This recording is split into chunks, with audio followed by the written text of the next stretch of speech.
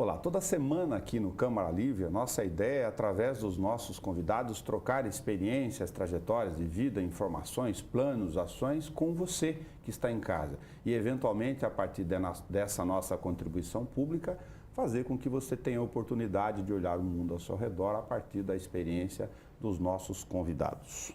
José Fernando Casquel Monte, muito obrigado por ter aceito o nosso convite. Eu que agradeço, Nelson. Prazer estar aqui. Você é de uma família nascida em São Manuel, contava para a gente da questão da imigração, que está ligado lá à primeira década do século XX, está radicado na cidade, todos são conhecidos do ponto de vista público, inclusive nas suas naturezas, de suas trajetórias. Como é ser de uma família onde a repercussão e a relação pública de nome, fato, ação, vocação, atuação está inteiramente ligado a essa trajetória? Bom, Nelson, eu sou um caipira, né? Nasci numa cidade pequena, São Manuel é uma cidade pequena, e ela tem uma característica, ela foi formada por esse processo da imigração italiana, né? Então, a quantidade de famílias da cidade, de famílias que vivem lá há bastante tempo, não é uma quantidade muito grande de famílias. E a gente, essa coisa pública de ser conhecido numa cidade como lá, é uma coisa quase que familiar, porque todo mundo acaba tendo algum tipo de laço de parentesco, não é? Ou é parente do parente, não é? É igual em Itaberá, em maior escala. Exatamente. Por exemplo, eu vou ter uma curiosidade, pouca gente sabe, a minha mãe é prima do meu pai, quer dizer, o ramo das minhas avós é comum. Claro, não são primos irmãos, mas são primos, são da mesma família, a família Innocenti. Então, teve muito, a proximidade com essas relações familiares torna todo mundo um pouco público, a gente fica conhecido. Então, acho que a primeira relação assim, de publicidade é isso. Agora, o outro tipo de publicidade que talvez eu tenha experimentado é a questão de ter função pública mesmo, né? Especialmente os meus irmãos. Eu nunca tive nenhum cargo eletivo, nada, mas os meus irmãos tiveram cargos eletivos, o meu pai teve cargo eletivo. Por que você nunca se enveredou tendo uma veia natural política que a gente acompanha do lado de cá?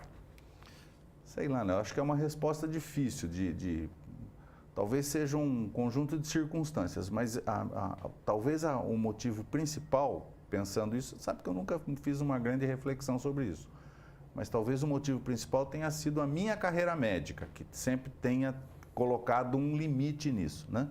Embora eu tenha tido envolvimento político, sempre estou dentro de algum processo político, a carreira médica inibe um pouco esta questão por causa da dedicação. Nunca mergulhei completamente nas questões políticas. Então, esta questão da notoriedade pública que vem do mundo político também foi algo com o qual eu lidei desde de bastante jovem, né? Sim. De maneira indireta, porque na verdade, na época, quando eu estava me formando na faculdade, quem era o meu irmão que era prefeito lá da cidade, então ele que tinha esta função pública, mas é evidente que uma cidade pequena, todo mundo acaba conhecendo a gente, vai na casa da gente, claro, conversar, fazer solicitação do que necessita do poder público. Então, vem um pouco desta experiência. E uma coisa curiosa, minha mãe era professora e ela tinha uma função como assistente de direção numa escola lá, não é? Isso, toda a época da minha infância, da minha adolescência. Em função disto, ela também era uma pessoa que tinha um relacionamento na cidade que era quase um relacionamento público, porque a escola se relacionava de uma maneira muito ampla com a sociedade local lá, né? Então a gente sempre teve esses pontos de contato com as questões públicas. Mas eu acho que ser uma figura pública era mais fácil em épocas anteriores do que hoje. Hoje eu acho que é muito difícil a função pública. Você estudou no colégio, no Instituto de Educação, fez o grupo escolar, num período em que a gente falava dos normalistas, vários normalistas passaram por aqui do ponto de vista do magistério. E vou aproveitar esse período para fazer uma conexão aqui com o início da trajetória. Que memória afetiva você tem de infância, Fernando? Pode ser um fato, um objeto, uma paisagem, alguma coisa que aconteceu com você, que sempre que você olha para lá, se for da primeira infância ou foi, se for do início da adolescência ou foi, é a sua memória afetiva de infância no sentido mais simbólico que sempre lhe carrega junto do tempo. Eu acho que as memórias mais vivas, assim, mais fortes, são de uma casa lá onde eu morava, não é? Eu me lembro perfeitamente bem dela e das coisas que aconteciam em torno disso, né? Do cachorro que a gente tinha em casa, bastante perto de lá tinha um chamado parque infantil, naquele tempo que corresponde hoje ao pré-primário, né? Não sei se ainda chama pré-primário, esses nomes vão mudando, a gente fica meio perdido, eu estou ficando velho, né? A gente vai ficando distante. Mas na minha época, então, tinha antes de entrar na escola, a gente passava por esse local. Eu acho que são essas as lembranças muito ligadas à minha infância no início do período escolar. Eu devia ter ali 5, 7 anos. Essa é uma memória muito forte que sempre está presente. Deixa eu fazer um recorte aqui. Você, entre várias formações, nós vamos fazer alguns recortes delas, estudou doenças tropicais. Você, como médico e como cidadão, passou num período intergeracional de tempo, do ponto de vista da aplicação da medicina no dia a dia, do tempo em que tinha dor d'óleo, aqui do lado de cá, né? Então a gente acordava com remela nos olhos, né? Tinha frieira e passava mertiolate quando dava uma ralada e ardia pra caramba, com um período aqui de experimentar alta tecnologia, procedimentos não invasivos, robotizados, fazer medicina, inclusive, do ponto de vista de conteúdo não presencial, impensável lá no tempo das grandes enciclopédias, que certamente você teve que gastar o dedão no papel para ler. Que reflexão você faz sobre a formação desse novo médico, tendo a sua própria história como referência? Olha, essa é uma reflexão que eu faço, inclusive, como professor, né? Costumo fazer muito essa reflexão com os alunos que eu tenho na universidade. Eu vejo o seguinte, acho que há um grande problema, especialmente quando a gente olha o que deverá ser a medicina do futuro, né? Onde esta questão tecnológica que você está abordando deve se aprofundar, né? O que vai sobrar nessa função médica no futuro e que diferença que tem do tempo em que eu comecei o meu contato com a medicina para hoje, né? Eu acho que a grande diferença foi o afastamento do profissional. Claro que não todo profissional, isso não é uma regra, mas uma tendência de afastamento dos profissionais dos aspectos mais humanos da profissão médica. O que isso quer dizer? Quando alguém recorre a um profissional médico, ou não precisa nem ser médico, pode ser um outro profissional de saúde, a pessoa não está querendo simplesmente, do ponto de vista objetivo, ser curada de alguma coisa. Ela tem várias necessidades, ela tem a necessidade de ser ouvida, ela tem a necessidade de ser compreendida, ela tem angústias, ela quer expor essas angústias, enfim, ela quer ser entendida como uma pessoa. Ela é mais, toda pessoa é muito mais do que a sua doença, do que a sua condição, do que o seu problema. Muito bem.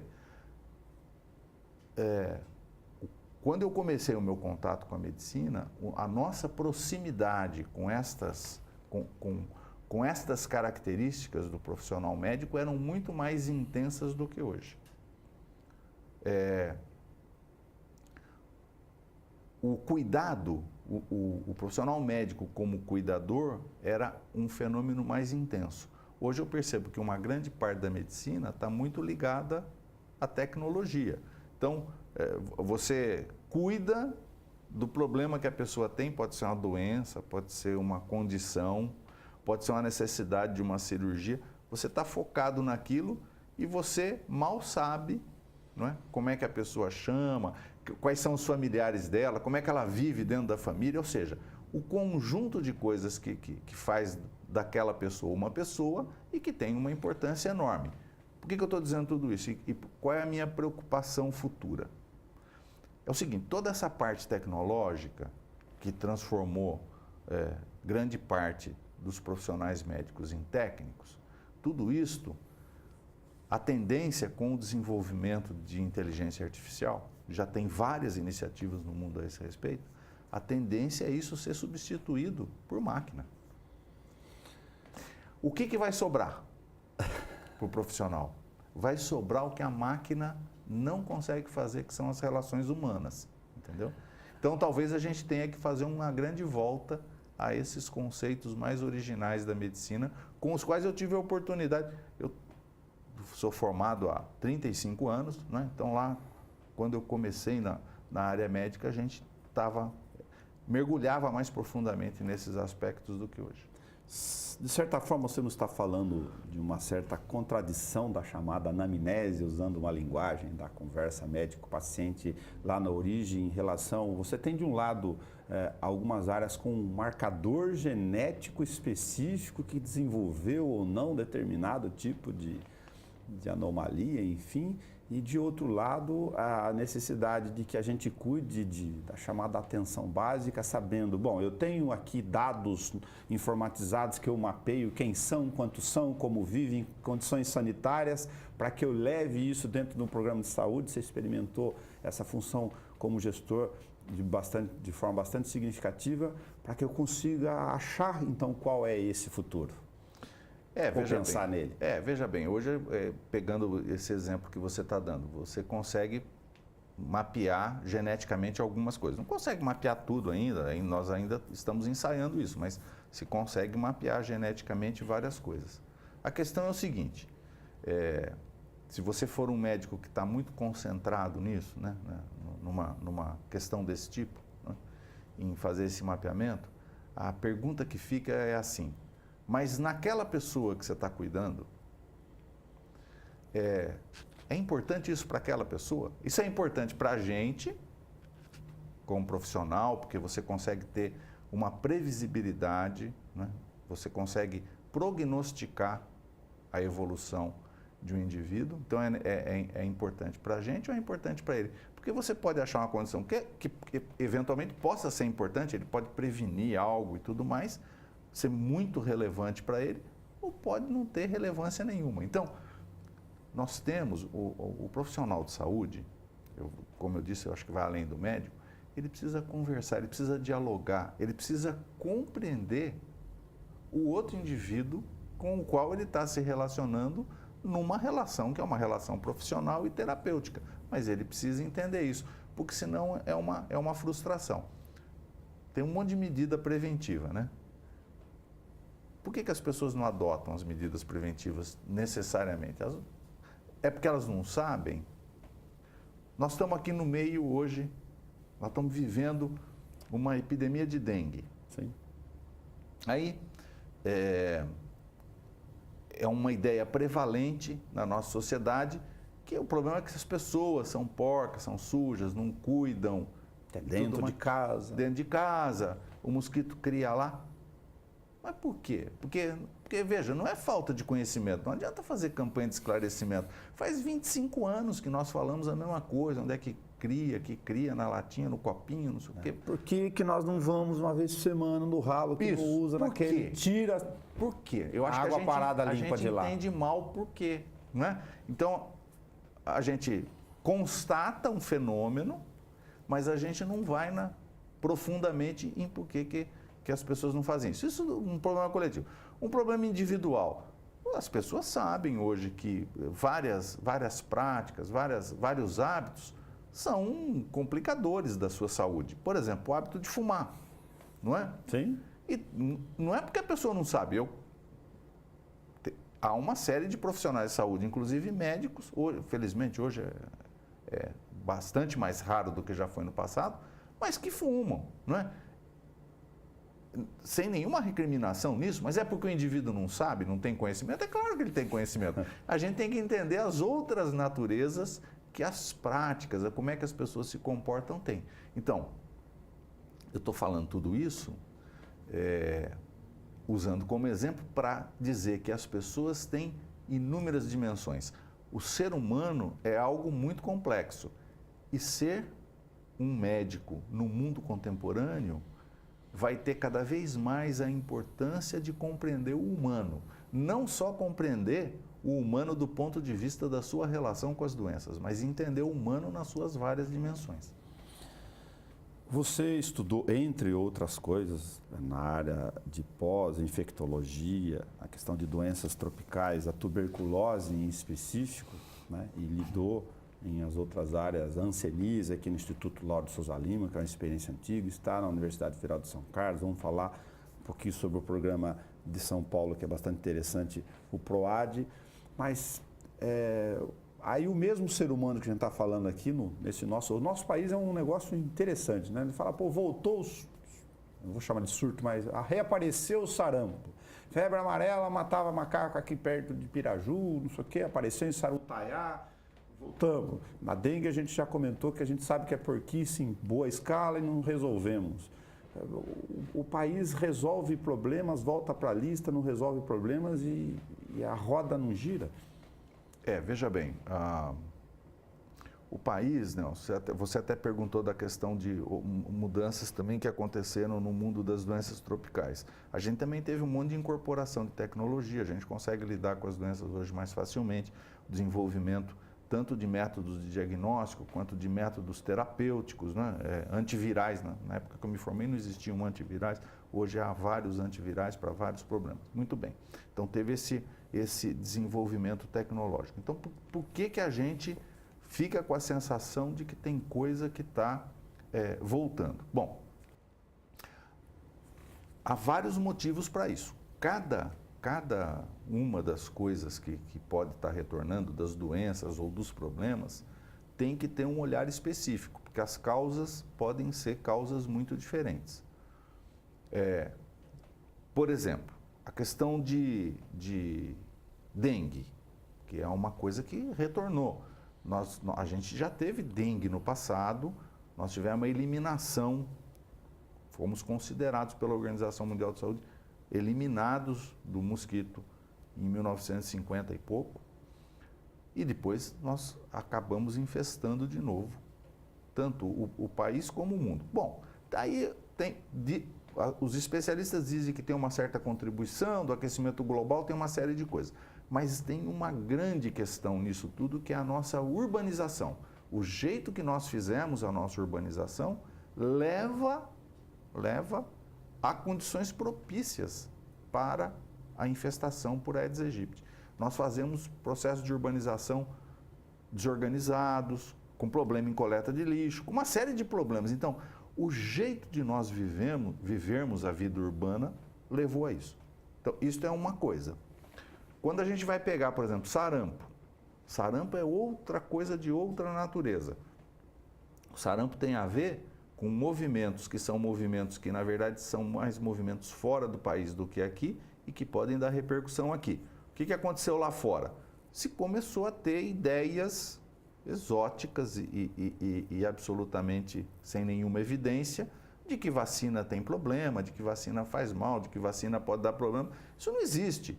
Mas as pessoas deixaram de se vacinar. Bom, uma pessoa não vacinada, como você não eliminou o vírus, o único agente infeccioso que nós eliminamos é considerado erradicado na história da humanidade, foi o vírus da varíola.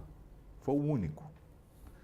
Os outros nós controlamos. Por exemplo, o país fica livre do vírus. Mas, de repente, você tem um lugar lá na África que o vírus está acontecendo e tudo mais. Aí alguém viaja para lá, pega, leva para a Europa. Aí você tem um não vacinado, ele pega a doença.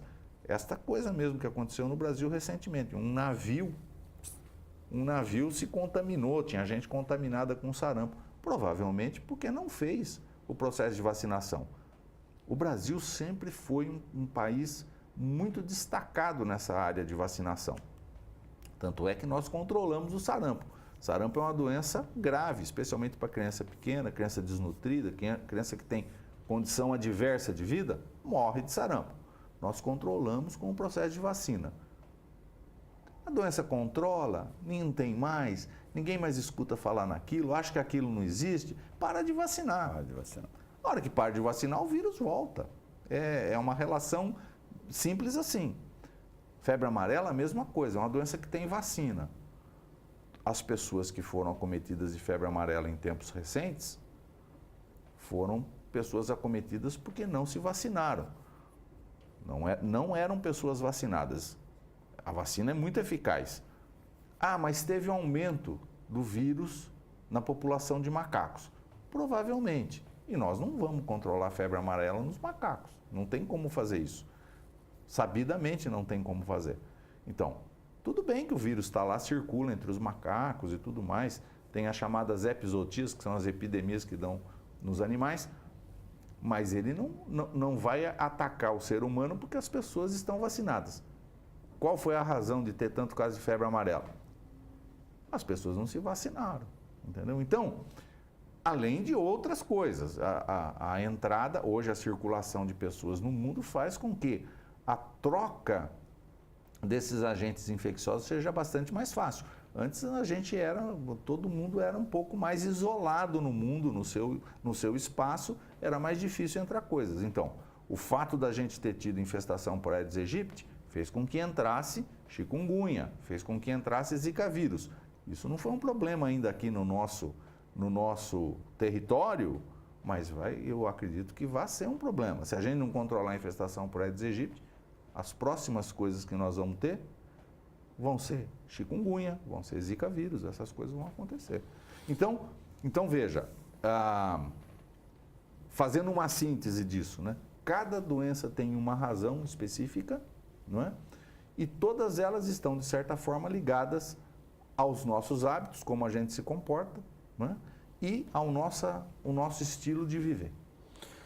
Você tem uma experiência, entre outras aqui, de São Carlos, do Instituto Laudo Souza Lima, que eu mencionei aqui em Bauru, na área de hanseníase, a questão de infectologia, dos outros lados, doenças tropicais, mas o programa que vale a pena o recorte. No PROAD, que são apenas 5, você nos contava aqui, são apenas 5 unidades do Brasil que tratam disso de forma específica, concentrado para residência médica. Isso mesmo. O PROAD é um programa, né, do governo federal. Ele é feito em parceria com 5 hospitais de excelência no país. 4 desses hospitais são em São Paulo, que é o Sírio-Libanês, o Albert Einstein, o HCOR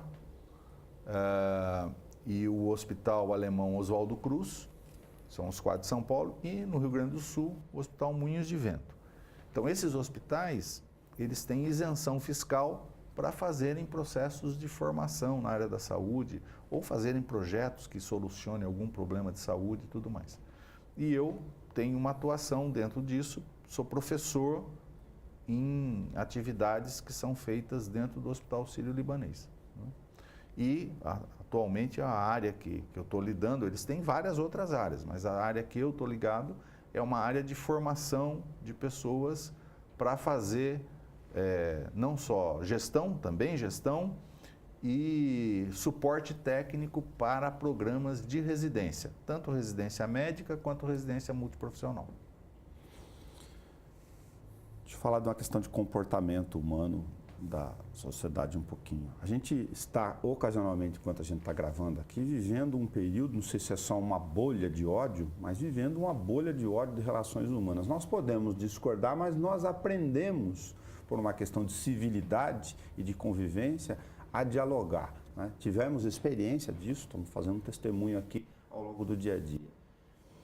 Não lhe causa, ou o que lhe causa essa ideia de que se o sujeito confunde ou não, se ele é liberal ou conservador, que confunde os conceitos ou nem sabe exatamente, entra na bolha e produz, através da ponta dos dedos, todas as suas verborragias, e no fundo, se é de uma cor, não conversa com a outra, Esse sentimento despertado de ódio lhe causa que sensação do ponto de vista coletivo?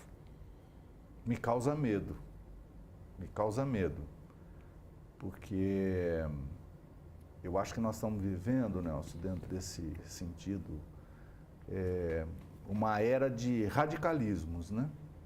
Quer dizer, não é simplesmente uma forma que a pessoa se posiciona. A pessoa se posiciona daquela maneira com uma grande carga de radicalidade. Ela assume aquilo que ela pensa, que ela imagina, o que ela acredita como uma verdade absoluta e rejeita todas as outras possibilidades, né?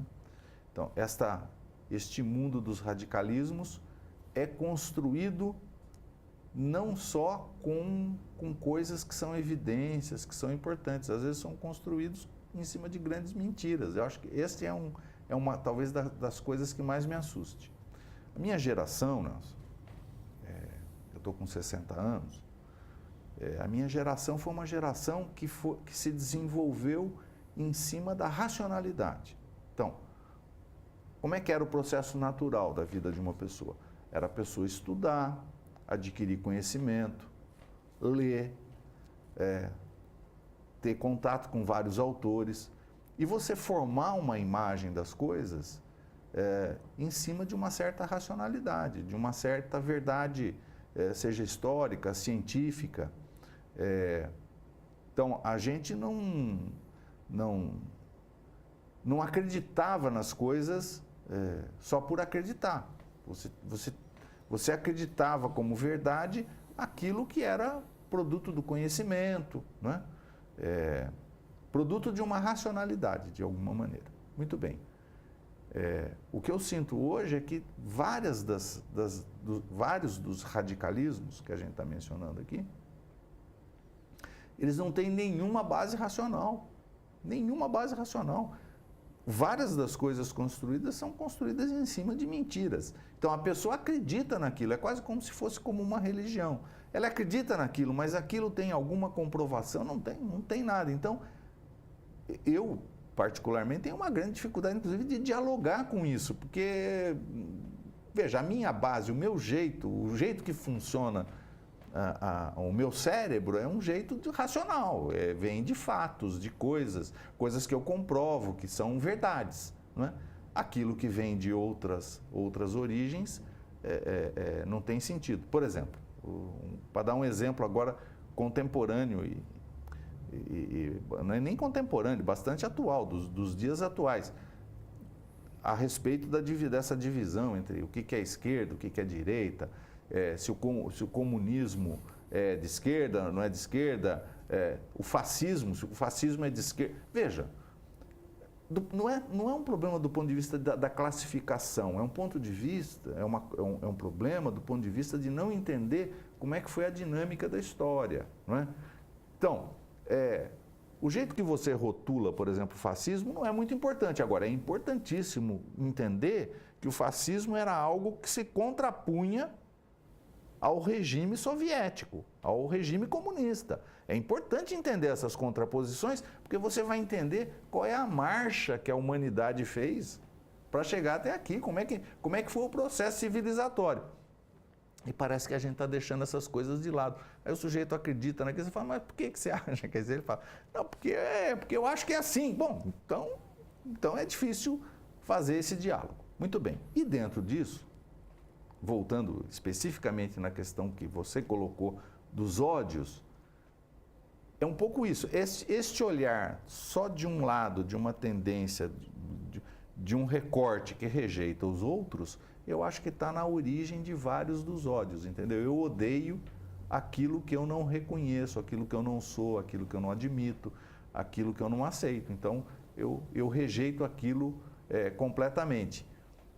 Vai ser muito difícil a humanidade conviver dessa maneira e eu tenho dificuldade de enxergar como é que a gente vai ser no futuro, como é que as sociedades vão se organizar com esse tipo de coisa, porque cada um vai viver no seu gueto, as pessoas os guetos não vão ter contatos entre si, então eu acho muito desafiador a gente pensar no mundo futuro do ponto de vista da convivência, do dia a dia, de coisas mais comuns e do ponto de vista político também. Como é que vai se organizar politicamente a sociedade para dar conta de um mundo desse tipo? Agora, por outro lado, então, essa é a sensação de medo.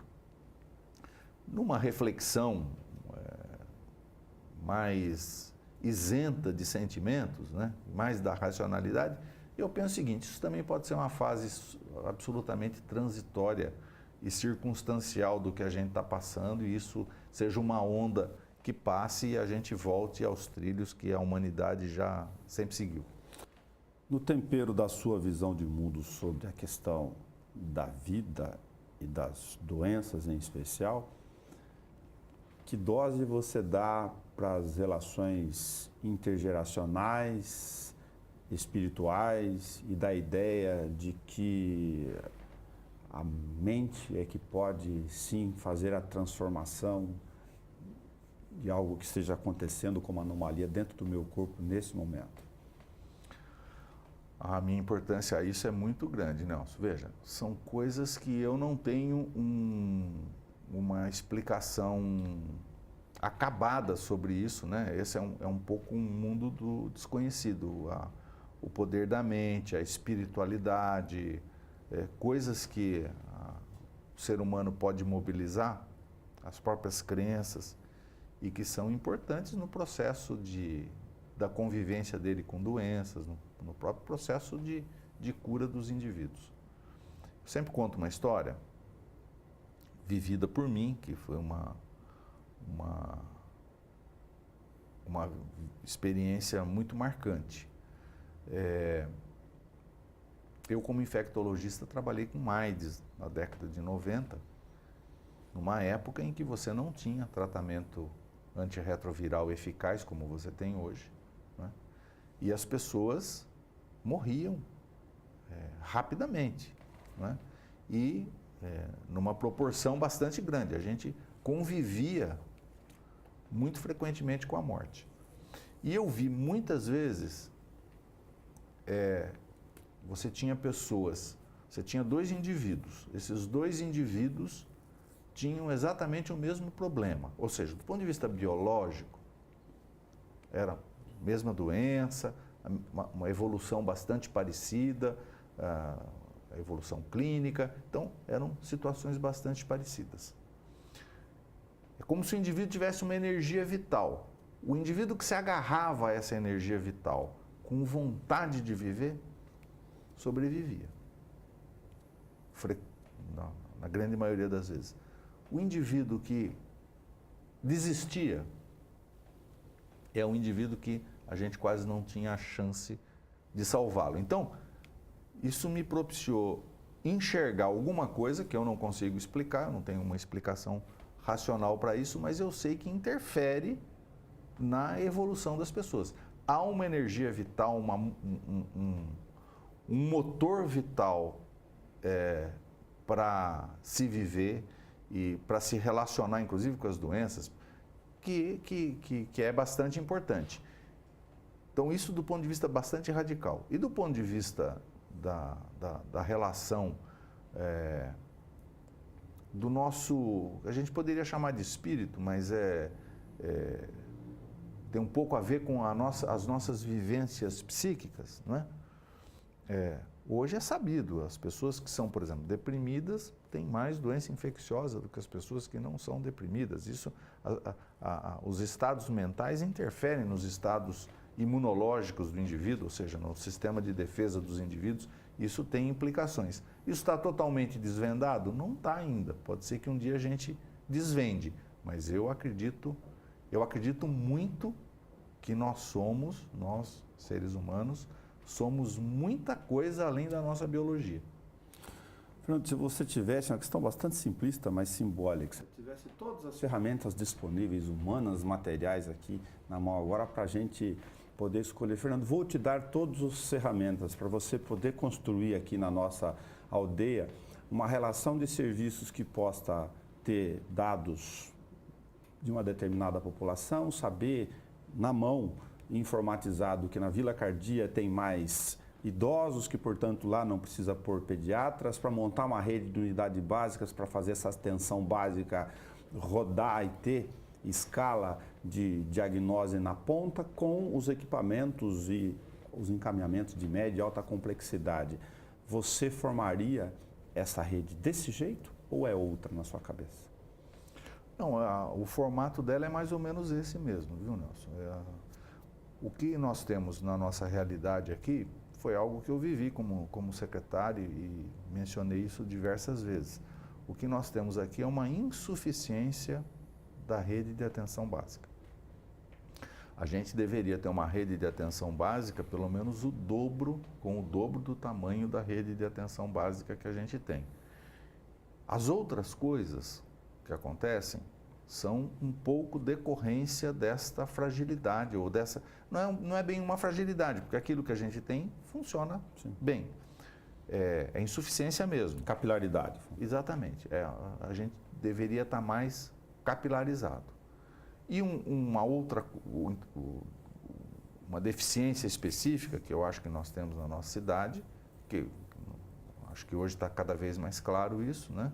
Mais patente, é a escassez de leitos hospitalares. Então, a nossa rede hospitalar, né, é uma rede que precisa de investimentos, precisa crescer, precisa melhorar. Agora, a configuração física dessa rede é essa que está aí, eu acho que está correto, e ela precisa aumentar os pontos de inter-relação. Então, uma unidade ou um conjunto de profissionais de uma unidade ainda conversa mal, dialoga mal com a outra unidade ou conjunto de profissionais de outra unidade. Ainda não está configurada como rede. Cada unidade tem um certo nível de isolamento que deveria ser rompido para que ela realmente funcionasse como uma rede. Agora, do ponto de vista conceitual, da maneira que elas funcionam, eu acho que está no caminho correto. Que eu vou colocar, daria só isso um programa, e aí eu vou e coloco no recorte, né? Maldade do jornalista.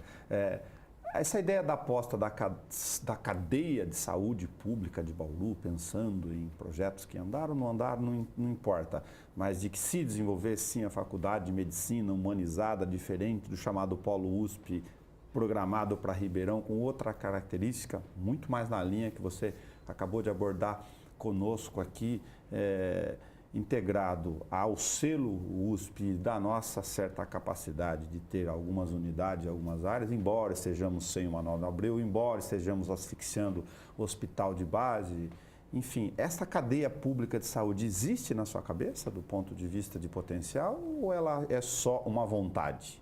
Eu acho que hoje ela é uma vontade, né? Acho que há condições para essa rede se construir. A ideia de que uma escola de medicina, felizmente nós temos duas, eu acho que era uma aspiração da cidade, ótimo a gente ter duas escolas de medicina, tudo isso é muito bom. Agora, a ideia de que a escola de medicina sozinha vai ser uma interferência no sistema de saúde a ponto de torná-lo muito melhor, isto é uma ilusão, isto não corresponde à verdade. Ela pode contribuir, ela pode dar uma enorme contribuição na melhoria de uma rede, enorme. Mas você dizer que é uma coisa assim automática, eu vou instalar uma escola médica e isso vai mudar a minha rede de saúde, isto não é verdade, entendeu? Até porque eu convivo com uma experiência desse tipo. Se instalou o curso de medicina na Universidade Federal de São Carlos, onde eu sou professor, sim, com essa ideia. Não é? Se você olhar assim e falar assim, conseguiu mudar a rede? Conseguiu mudar a rede, teve impactos positivos, mas veja, esses impactos positivos foram produto de um conjunto de providências. E o impacto foi muito menor do que aquilo que a gente imaginava. Então, olha, agora nós temos a Faculdade de Medicina e chegamos na solução do problema de saúde na nossa cidade, isso é uma ilusão. Eu tenho receio como leigo de que, como sempre o cobertor é muito curto do ponto de vista orçamentário, de todas essas unidades que a gente está falando aqui, olhando também para a experiência do tempo do Manuel de Abreu, uma decisão de governo e da capacidade ou não nossa de se organizar e recolocar isso à mesa, que haja uma migração do pouco que tem disponível, que é sabido que é pouco, na área do Fundo Estadual Nacional da Saúde, o dinheiro da saúde em si, para o projeto de medicina da USP. Eu também compartilho desse receio. Eu posso dizer do ponto de vista federal. Do ponto de vista federal, existe a emenda constitucional 95 que congela recurso. Nós estamos numa crise fiscal no Estado brasileiro. Eu não acredito que do ponto de vista federal vai ter muito mais dinheiro do que a gente tenha para iniciativas novas. Do ponto de vista estadual, e aí eu acho que esses empreendimentos que nós estamos tratando aqui tem muito a ver com o governo estadual. O prédio lá do Centrinho, onde se pretende transformá-lo em um hospital-escola para a Faculdade de Medicina da USP, é um investimento estadual. Que eu saiba, eles autarquizaram aquele hospital para que a Secretaria Estadual da Saúde faça a gestão, opere o hospital. Exatamente. Né?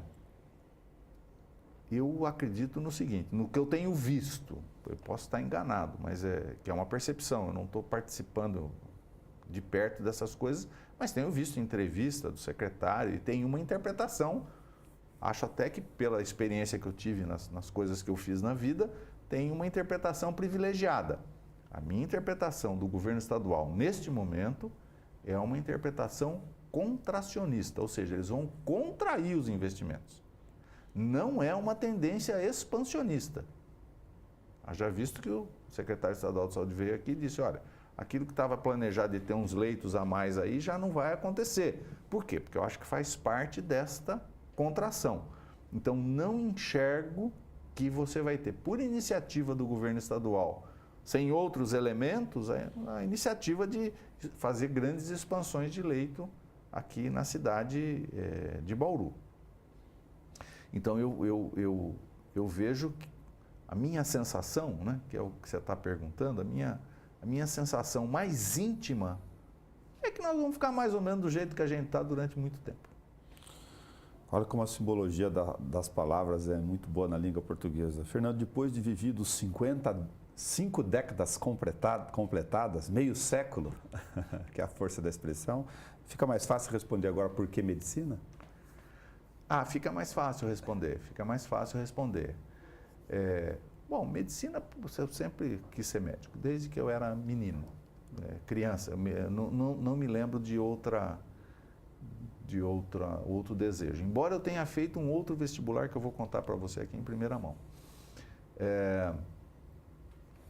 Eu acho que é um desejo de cuidar das pessoas. Acho que o meu contato com a medicina vem muito mais da minha visão de mim mesmo, como um humanista, não é?